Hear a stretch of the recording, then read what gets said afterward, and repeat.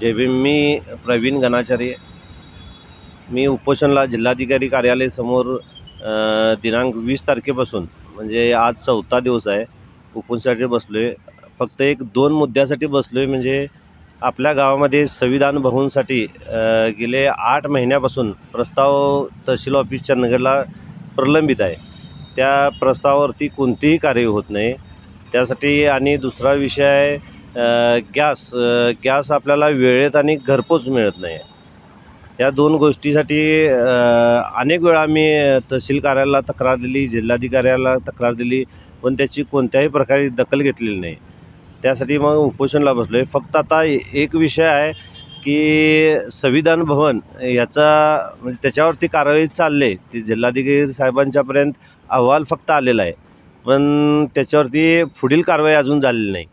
आणि गॅस संदर्भात कोणताही चर्चा नाही कोणतीही आहे किंवा कोणतीही कारवाई झाली आहे. त्यामुळे गॅस वितरक जे बेजबाबदार गॅस वितरक आहेत त्यांच्यावरती कारवाई होत नाही किंवा आणि आपलं संविधान भवन मंजुरीचा आदेश किंवा टाईमलाईन इतक्या दिवसात होईल किंवा किती महिने लागतील हे टाईमलाईन मिळत नाही तोपर्यंत मी उपोषण सोडणार नाही.